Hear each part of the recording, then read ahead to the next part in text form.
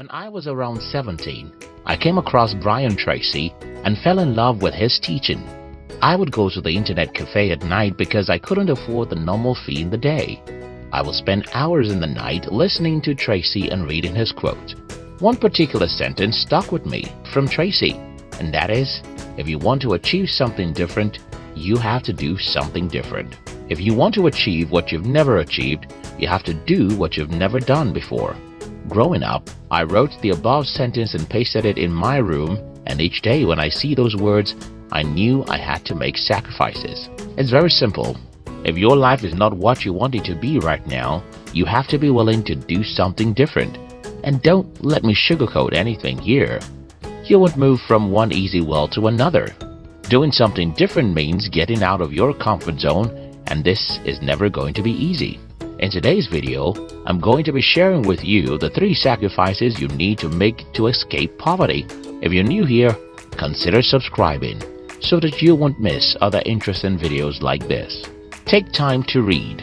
When most of my friends and relatives know what I have achieved in my life today, it's easy for them to envy me.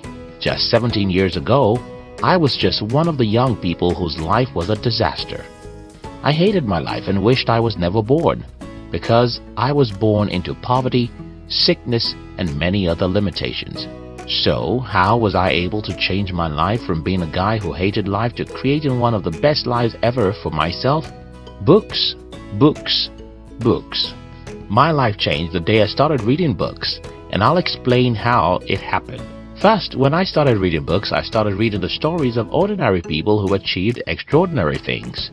These stories encouraged me and gave me hope that I could as well overcome every obstacle in my way and achieve greatness with my life. I think this is very simple. If you know that some people have some disadvantages you think you have, yet went on to achieve greatness, you suddenly start to believe in yourself. When you start to believe in yourself, you start to think big, and when you increase the size of your dreams, you automatically increase what is possible with your life. In my case, I started believing that I could become rich, even though I grew up in a poor village. I started believing that I could become a millionaire, and this belief led me to something very important. I started looking for how to achieve what I believe I could achieve by reading books written by the people who have made a lot of money before. I started learning the mindsets and actions of these people, and the more I modeled these people, the better my financial life.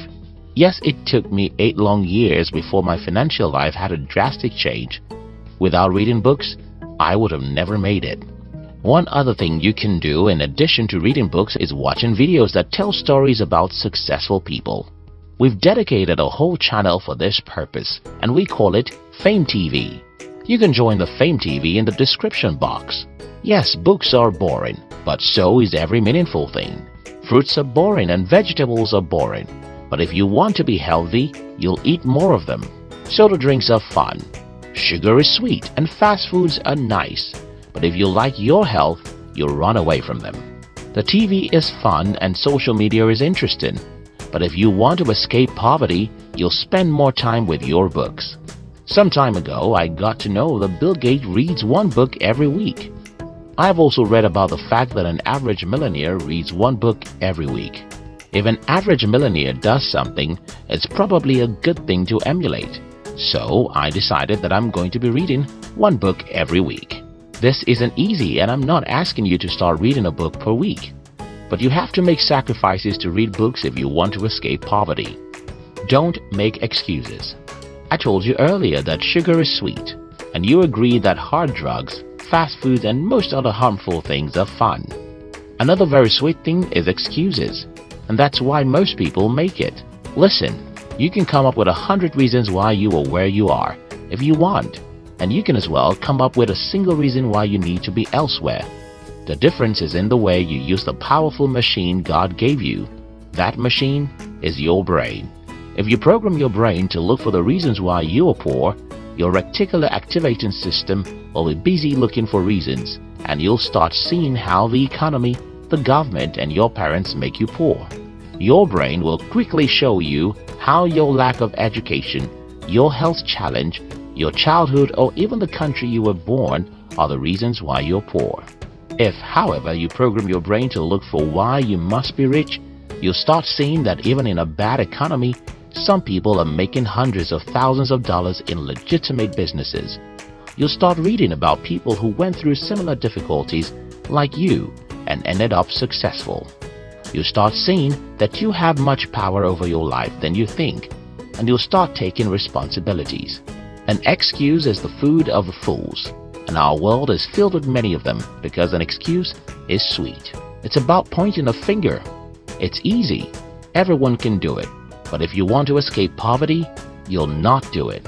Don't make an excuse. Identify what you have to do to change your life and do it, no matter how difficult. Trade 100 failures for one success. I heard something very interesting from Matt Cuban a few days ago, and it made a lot of sense to me. Cuban said, and I quote, "It doesn't matter how many times you fail.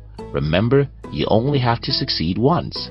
This statement makes a lot of sense to me because when I looked back at my 8 years of failure, I could see the meaning of this statement. You see, my first 8 years in the business world were terrible. Everything I attempted failed, and everyone thought I was stupid. I was broke, rejected, and frustrated. But a day came when I had my first breakthrough. From there, I had my second breakthrough, and the third. Today, it seems as if everything I touch becomes successful. But that's the opposite of the kind of life I had only a few years ago. Here's the thing. It doesn't matter how many times you fail. Remember, you only have to succeed once. And that once will quench all the pains of the failed years. Why is it important you understand this? Well, most people see failure as a bad thing, and that's why they give up. If you're in search of success, you should understand that the road that leads to success is called failure. And failure is not final, because a single success can make you forget the pains of 10 years failure. Make sacrifices to try things. Make sacrifices to get out of your comfort zone. Make sacrifices to do things that are risky, and when you fail, be courageous to stand up and try again, because it doesn't matter how many times you fail, all you need is a single success. The most important point in this video is sacrifice. If you want to escape poverty, you have to be disciplined enough to do things that are not comfortable. It's not comfortable to read, but you have to do it. It's not comfortable to take actions that may lead to failure, but you have to do it. Failure is painful, yet you have to endure failures and try again. Remember how I started this video? You cannot get a new result by doing the old things, and every new thing is uncomfortable. So, you have to be willing to make sacrifices if you want to escape poverty.